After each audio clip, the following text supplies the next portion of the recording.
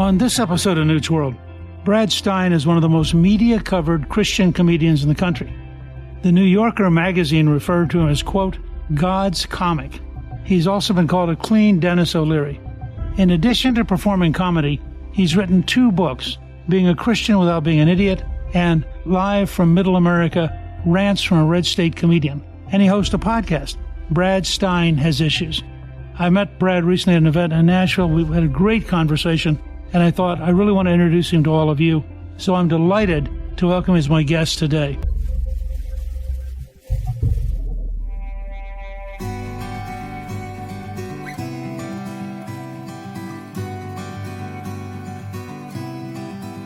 Brad, welcome, and thank you for joining me on Newt's World. Well, thank you. I'm sitting here with Newt Gingrich. I mean, I'm used to just slumming it, my friend. I'm on with, regular folks that haven't accomplished anything. And look at you. You have direct line to the White House. And so, buddy, I'm on your coattails today, my friend. It's my pleasure. You have your own unique audience, and you've done an amazing job. But I'm very curious. How did you get into comedy? When I was in high school, I wanted to get into comedy. And I read Steve Allen's book, The Comedians, and I was all excited. Turned out I was a really bad comic, so I gave it up and went into something else. Well, it's not for everybody, that's for sure. Though some people in politics are more comedic than they realize. But you know what? I don't know that stand-up comedy or to be a comedian is something that you can become. I think you kind of have an innate. I say that we use the phrase, he has a good sense of humor, as though it simply means that he laughs or he sees funny things. But I do believe it really is deeper than that. I think a sense of humor is literally like a heightened sense, like our senses, right? People that can just find funny in places that most people just overlook or take for granted is our special gift. We see the human experience. We mock the human experience. We have been historically the ones that could make fun of the king, not get our head cut off. That's what the jester was for. And so we have a role to play. And so I think that those like myself who came out and ruined my mainstream career by saying I'm a Christian, I'm a conservative, and I'm unapologetically a patriot, it was costly on one hand, but it also showed that there was a demographic of Americans that wanted sophisticated comedy, but didn't want the swear words and didn't want people tearing down our country. So I think what happened to me was I just kind of got into the business. I was a professional magician, believe it or not, but I was funny when I did it. And I just started working in comedy clubs, and I realized this is what I want to do, because to have a mind, a mouth, and a mic, and that's it. You got nowhere else to hide. If they don't like you, there's nowhere to go, brother. You got to finish or you don't get paid. It's a tightrope walk without a net for sure.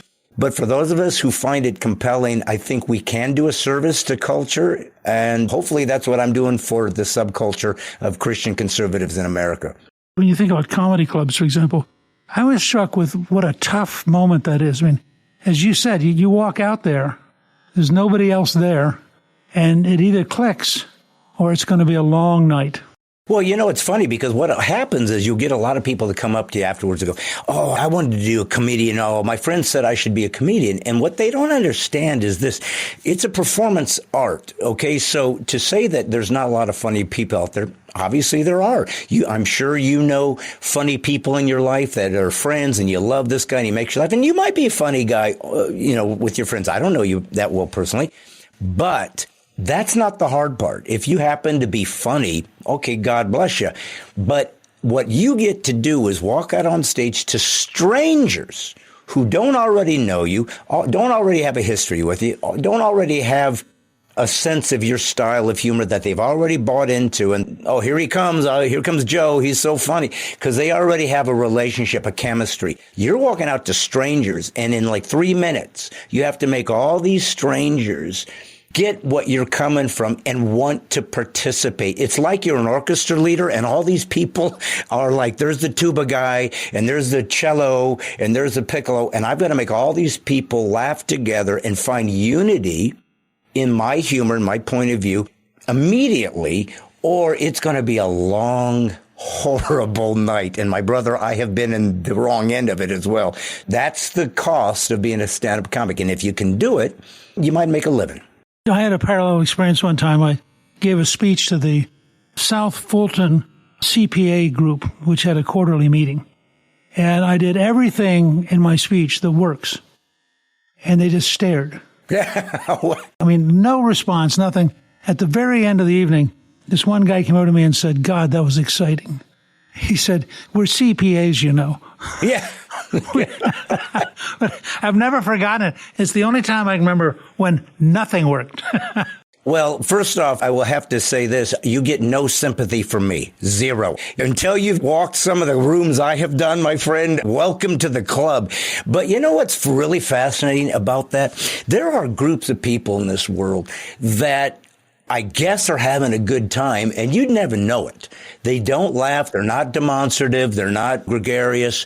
And you'll finish your show and they'll be like, oh, you were so funny. And you're thinking, where were you when I was up there? Because I don't remember seeing any of this response.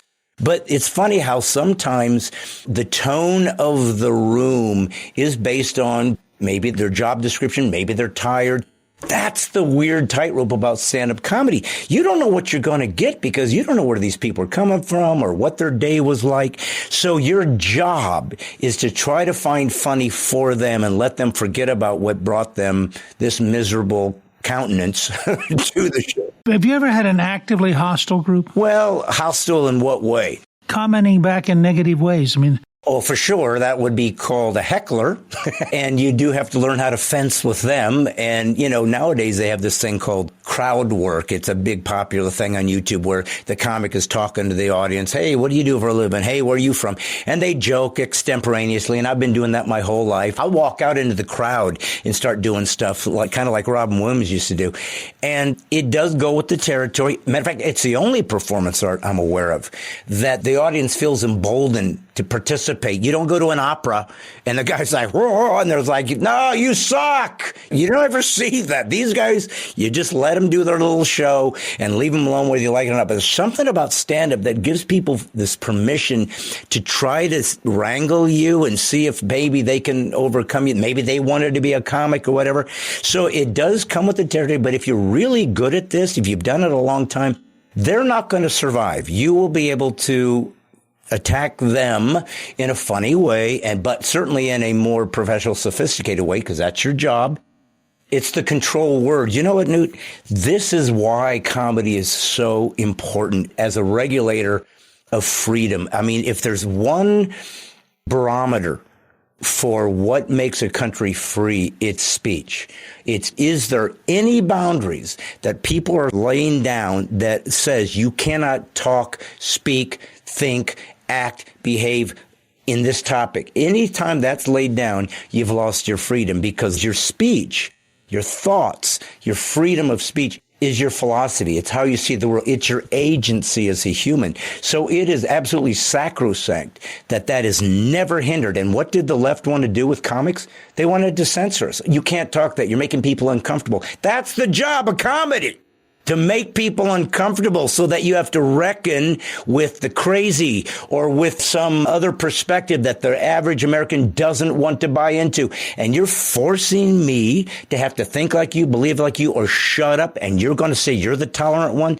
So comedy's greatness is it can expose that and mock and ridicule, because nothing has been more proven about sort of the worldview and how it plays out in real time than the difference between a conservative and a progressive in humor. They can't laugh at themselves, Newt. They can't laugh at themselves. They find it irritating. They find it unfair. They find it deflating. They find it indignant. And we, as conservatives who have been the punchline, and as a Christian, double punchline for years in the culture, we've learned to say, I don't agree with you, but I still see the funny. Now that is sophistication. That is a mature citizen allowing all points of view, even if you disagree. They cannot return that favor. That's how children live. You're not allowed to make fun. You're not allowed to joke. I can't take it.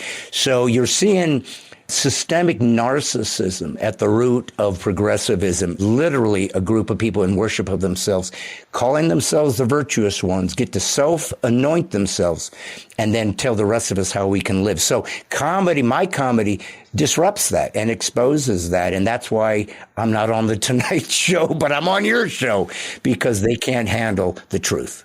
I understand that you first got an audience laughing with you in kindergarten? Okay, so that's a crazy story. I'll try to do it fast for you because maybe it won't be as interesting to folks. But I was in kindergarten, so I'm 6. And the teacher said, we're going to have a show and tell, whatever it was, some free-form day. Who knows? It was in the 60s. I'm a baby boomer. So they said, we're going to have somebody come up and do a puppet show. Who wants to do it? So I raised my hand. I always wanted to be the center of attention. And they get another kid and they give us puppets. They didn't give us a script. So they just set these kids loose behind the puppet board and we put our hands up. So I put my hand up. I realized nobody knew what to do. So I just started saying, hey, you want to play hide and seek? And the kid's like, sure. And I say, okay, you go and I'll count. And I went 1, 9, 7, 22, 16, 1,090. And the kids started laughing because nothing is funnier in kindergarten than the old look, I don't know how to count routine. But they were rolling, and I remember leaving my little show, and the kids are just, I felt like I'm the funniest guy that's ever existed. And I sat down. The next week, they decided to do another one, and they decided to do a puppet show again because clearly I had shown the success of what puppetry can be. So I raised my hand. I'm thinking they're going to have to choose me because I'm the king. They didn't choose me. They choose 2 other kids. They get behind there. They start doing the puppet show. And here's what I hear. Hey, let's play hide and seek. 1, 9, 12, 12. And the kids are rolling. And I'm sitting there thinking, that's my bit. I'm 6 years old. I wrote my first comedy routine at 6 and had it ripped off a week later. Welcome to showbiz. Copyright infringement, intellectual property ripped off at 6. But I guess the point, not only is that funny to me and ironic, but to me, it goes back to your first question. Somehow I knew that'd be funny if I didn't know how to count right. So again, you either have this innate ability to find funny in things or you don't. And if you don't, that doesn't make you worse. Go find your strength, go find your sphere of influence and be good at that. Don't try to be funny if you're not. Matter of fact, the worst thing you can do is say, I'm going to be funny because now they expect you to be. If you go on, if I came to see your speech, I would assume it's going to be academic and it's going to be deep and it's going to be informative. I'm not expecting you to be funny. So if suddenly you say something funny, you're probably going to get a laugh because it was unexpected. But boy, you go up and say you're a comic, now everything's on the line.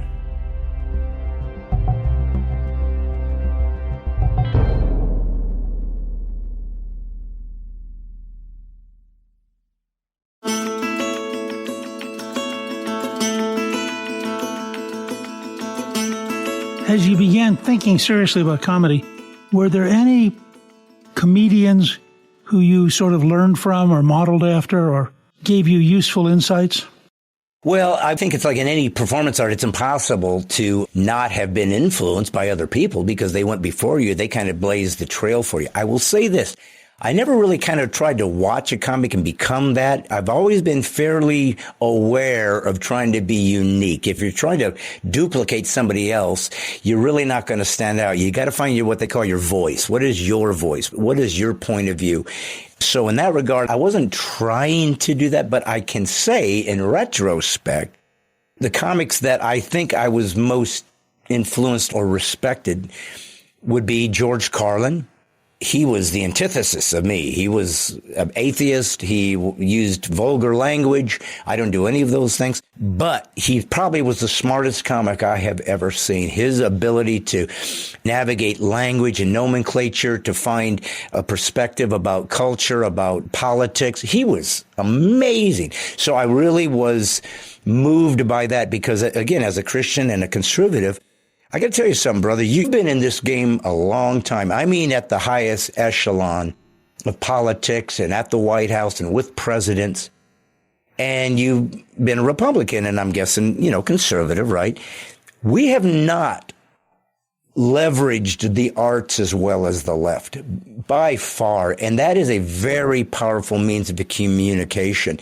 Now, most artists are left-leaning, so it's easier to get the A-listers because they already are on board ideologically.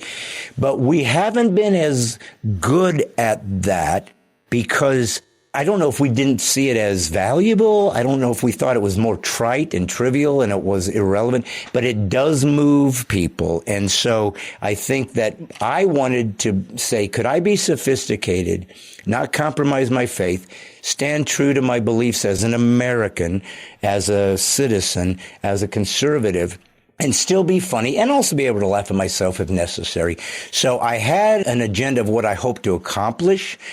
And I guess it has worked. New Yorker, as you mentioned, did an article about me in 2004. This was during the Bush-Kerry campaign, and the Bush sisters were thinking about bringing me in and doing a party or something when they were doing campaigning. And they could not believe that you could be a conservative and a Christian and be funny. That was their angle.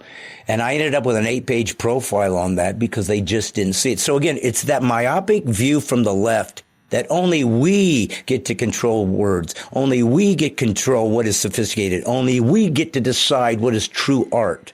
They will always say, oh, you conservatives aren't even funny. It's like, yeah, we are. You can't laugh at yourself. See, that's the difference. You hear all those people laughing at my jokes? Okay. You don't like it because you were the one that's getting punched at. I hear this all the time. Conservatives aren't funny because comedy is only funny if it punches up. And I'm going, wait a minute. You guys were in control. You're the ones that said you can't joke about us, you can't talk about us, you can't disagree with us, you can't judge us. Sounds to me like you have the biggest, largest privilege that has ever occurred on earth. If you are untouchable, it sounds like it's your turn to get punched. And so they can't handle that because they realize that if they control who's even allowed to articulate a disagreement, then they control the narrative. And if they control the narrative, they control the culture. And that is why it's so crucial that conservatives and Christians get out and unapologetic, boldly speak truth and let the chips fall where they may. That's what most impressed me about Donald Trump in 2016. He said, I don't know if this guy's going to be any good at this or not, but I know two things. One, we need a businessman because politicians are corrupt to the core. And number two, this guy doesn't give a crap about political correctness. He just says, you're a racist. No, you're out of it. Next. It's like, he did it. He broke the code. If you don't play their game and say, I'm not playing, sorry, you're wrong. Next. They say, wait, that's how we've learned to control you guys. That's how we've learned to wrangle the right and keep you from making any kind of play in being able to articulate your ideas by simply calling you names. And you fell for it instead of saying, no, bullcrap. That's not what I am. And I'm not playing your game. The end. So he had enough acumen and enough sophistication and enough awareness, I don't know how he did it, to say, don't care what you think. I'm going to be honest and truthful. And the American people absolutely bought it up. Give us more of this guy. Did you find the rise of Trump changed your audiences? Well, if it did, it changed them to be more emboldened to stand up for what they believe and not to self-censor. Newt, when we watched the Corona, the cult of Corona, what most broke my heart wasn't that a government system and the CDC and this politicized group of people who were supposed to be just caring about human flourishing and health and abandon it for pharmaceutical profits and so forth, which I guess we all kind of knew was happening, but boy, did it show up during Corona. I was like, holy smoke, who's running the show? I think what bothered me was not that they stole my First Amendment rights. Nobody can steal my First Amendment rights. That's mine. That's intrinsic in my nature. I can say whatever I want. I might have to pay a price, but nobody can stop me from speaking. That's my volition. That's my choice. People chose to give away their liberty. That's a whole different ball game than it's been stolen from you at the end of a bayonet. And when I saw that, I said, how are we going to win this game if I can't count on my neighbor to defend me when I'm going out and speaking boldly about free speech? If you guys are going to just bail out, we're gone. This ain't a revolutionary America. This isn't courageous America. These are people that want safety and convenience instead of freedom. It's like, are you crazy? You're going to lose everything. So I think that those who were in the whisper, those who were being deplatformed on YouTube and so forth when they would come up, even doctors saying, hey, I'm a virologist, this ain't the way you handle this stuff. Nah, you can't speak.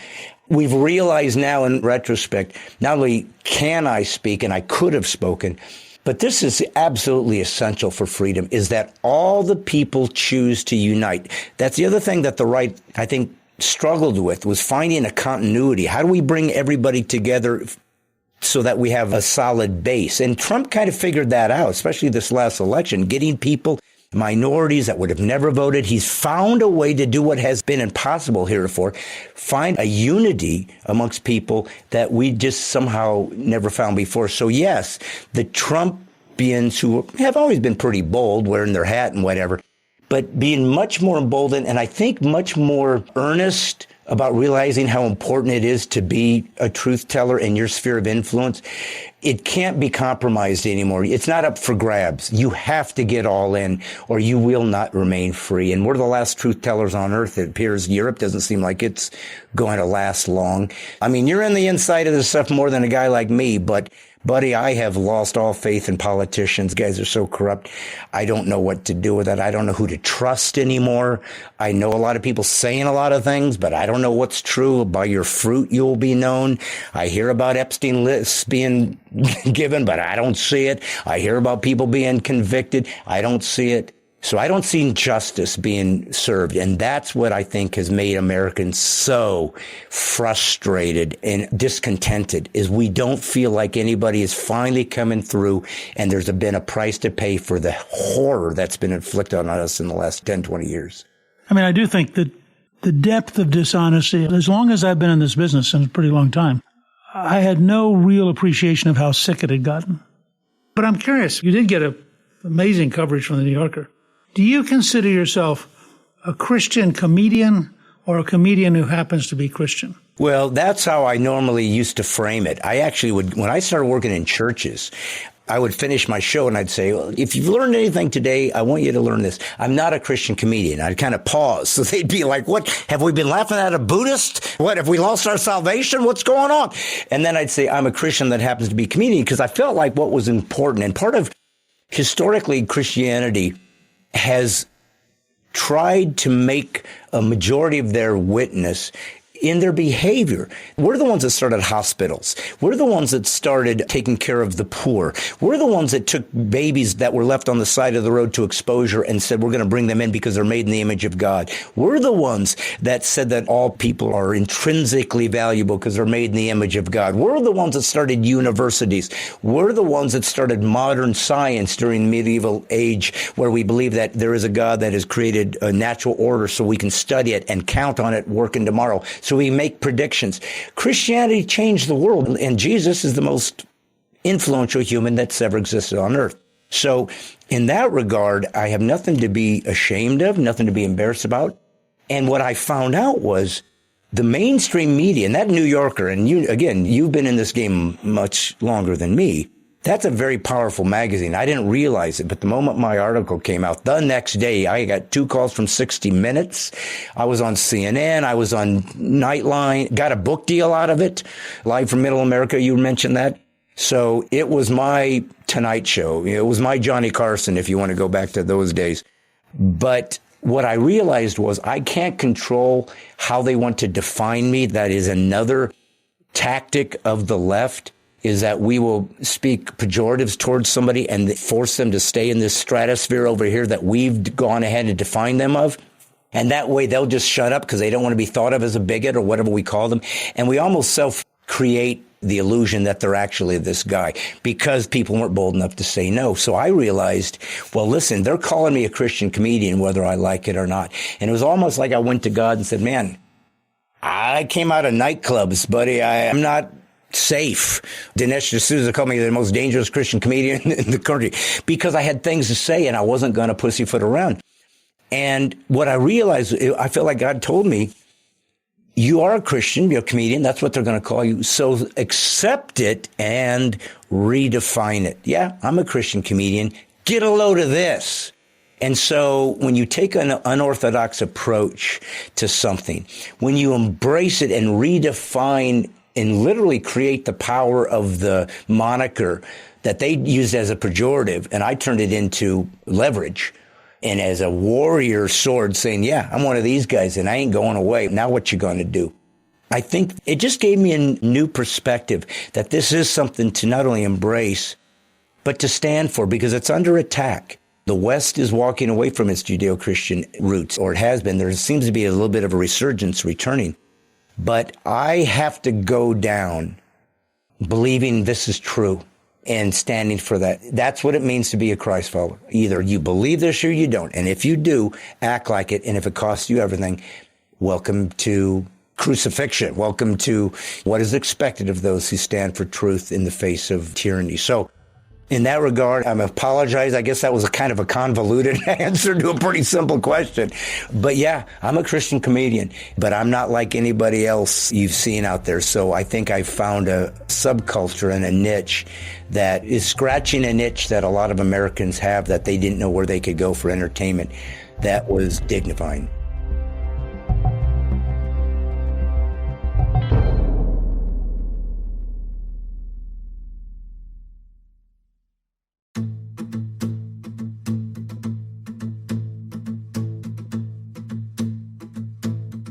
You've performed in a wide range of venues, I mean, churches, clubs, political events. How much does your routine change based on the audience? The only thing that I really would change, I think, like my latest album hasn't quite been released yet. It's called Laugh While It's Legal. So that should give you an idea of where I'm coming from. But the only change I have to make, and it's just more being pragmatic, if you're hired to go bring laughter to people, that's kind of the job, is not necessarily social commentary, though I do that. It's bringing laughter. So if I were to go work for a conservative group, or where you and I met May 12th here in Nashville, that type of folks, yeah, I'm going to be unapologetic, full-blown conservative Christian, because I know that's my constituency. This is going to kill. Oh my gosh, I'm with my people. But let's say you're doing with Illinois Right to Life. Okay, I'm a pro-life guy. But guess what? Those groups are much more ecumenical. They'll bring in Democrats who happen to be pro-life. They bring that. And so I have to think to myself, okay, these guys need money to save children's lives who are going to be aborted, and these guys are going to help pay for it. So I do want to be sensitive to not being too dogmatic about my point of view, because there's a bigger goal at play here, and it is to fundraise for a particular cause. So I will alter. I'll never compromise, but I'll strategize how to best effectively work this room. Now, most people that bring me in and hire me, churches, conservative groups, political groups. I work with Rick Green, who created Patriot Academy. We do the Comedy and Constitution show. So he's trying to raise up the next generation of conservatives and Christians and knowing our heritage and our Christian heritage as Americans. So those guys, all bets are off. I go in full bore. But yes, if I felt like there is a mixture here, I will be sensitive to not trying to make them feel that they're not welcome or that they don't have a place at the table, which, by the way, is the antithesis of what the left does to people like us. You started in comedy before social media became pervasive. How has social media changed the world of comedy? Oh, my goodness. The question is probably not robust enough. Social media has changed the world. When I started out in comedy, you needed a record label to get a record. When I started out in comedy, Jim McCauley over at The Tonight Show has to book you, and he has to watch you, and he has to make sure that Johnny's going to like you. Now, I'm giving my age away. Johnny retired in 92, but that was the big brass ring when I was growing up, was getting on the Johnny Carson show. So there was a time when the dissemination of information was controlled by a very specific myopic group of folks. And there are 3 major networks.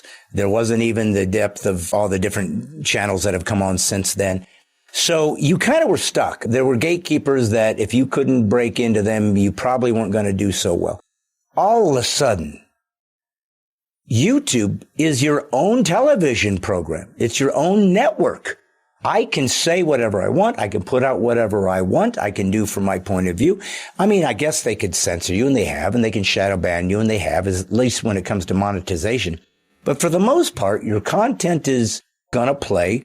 You can go find places that normally would never have given you a platform and create your own. It's true entrepreneurship and a creativity access that has never existed in human history.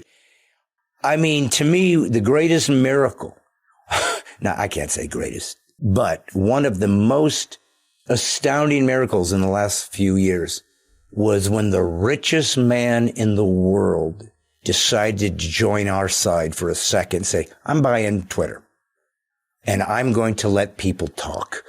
And if we didn't have the richest man in the world that could write a check for $45 billion and not sweat it, I don't know what this country would have become. Seriously, I don't know if we would have survived.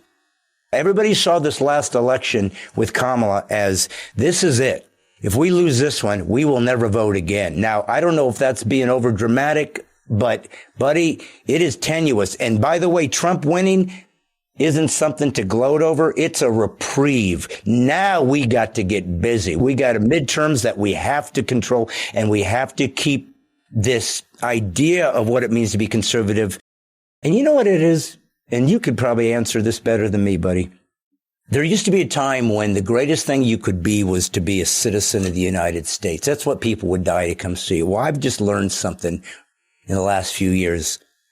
There's a difference between being a citizen now and being an American. Anybody can be a citizen, really. You just apply, and if they give it to you or you're born here, you're in. That used to be holy.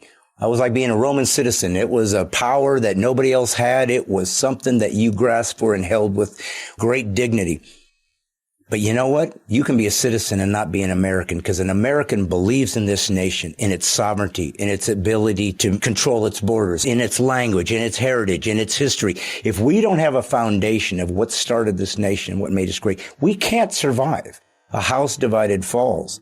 And so we have to decide going forward, are you going to be an American or not? Because that's what's expected of you. You want to bring your own culture? You want to bring the best of what the world has to offer? Bring it in. We'll gladly embrace it. But you will become one of us, or you don't belong here. You need to go somewhere else, because this is what we expect of you. It's going to be a sacrifice, not of who you were. You have a dignity in your ethnicity and your history. Be grateful for it. But you are sacrificing that to become one of us, an American. And if you can't do that, I'm sorry, you don't deserve to be in this country. I couldn't agree with you more. Is there a dream venue or a dream gig you always wanted to perform? Well, I mean, like I've mentioned it before, I guess the Tonight Show with Johnny Carson, that's long gone. But that was something that everybody wanted to be able to do. But I think if there was one thing that I tried years ago was a sitcom where I got to be a conservative. We pitched this, by the way, to Hollywood, where, my wife would be maybe, I think the way we put it was she was a teacher in Boulder, Colorado at a college, so she was more left-leaning, and my daughter was going sideways, and I was the one conservative. And this was back in 2004, and again, after the New Yorker, where they said, let's go see what this guy has to offer, because apparently he's got a big fan base. And we made this pitch to this young lady, and she's like, well, you certainly have a point of view, don't you? And I realized, and what she's saying is, and it ain't ours. I realized that these guys that control Hollywood, and that they ain't going to give people like me a shot. Now, Tim Allen ended up kind of doing a show like that. And so it has existed. I don't know if you know this. I was up for a show at CNN. This is another one. 2004 after New Yorker. They brought me into New York CNN to do a pilot. And I sat in the desk of the president who said, we're trying to bring back viewers we lost to Fox. No, this is 2004, 25 years ago or whatever. So they knew they had a problem 20-something years ago. And they ended up giving this show to Glenn Beck because he had 2 million people on his radio show. So I understand. But those were some things that I kind of thought would be fun if I could have a chance. I've been in 25 films. I'm an actor. I thought it'd be fun to have a sitcom. It'd be fun to maybe host a show and meet interesting guests and talk to people from my point of view, and show that Christians and conservatives can be funny and interesting. And we also embrace one of the lost arts of civility, and that is to agree to disagree agreeably. And that needs to be returned to America if we have a chance of not completely splintering. You have a fascinating point of view, and I think you're a very important part of our culture. I was so glad that we had a chance to chat in Nashville. And Brad, I want to thank you for joining me. I want to let our listeners know They can find out more about your work by visiting your website at bradstine.com. And thank you so much for sharing with us. Well, brother, it's been my pleasure. It's been an honor meeting with you. I appreciate all the hard work, and just keep up the good work, brother. We need true conservatives in places of power. Thank you to my guest, Brad Stine. You can learn more about his comedy on our show page at newsworld.com. Newsworld is produced by Gingrich 360 and iHeartMedia. Our executive producer is Garnsey Sloan. Our researcher is Rachel Peterson. The artwork for the show was created by Steve Pendley. Special thanks to the team at Gingrich 360. If you've been enjoying Newsworld, I hope you'll go to Apple Podcast and both rate us with 5 stars and give us a review so others can learn what it's all about. Right now, listeners of Newsworld can sign up for my 3 free weekly columns at gingrich360.com/newsletter. I'm Newt Gingrich. This is Newsworld.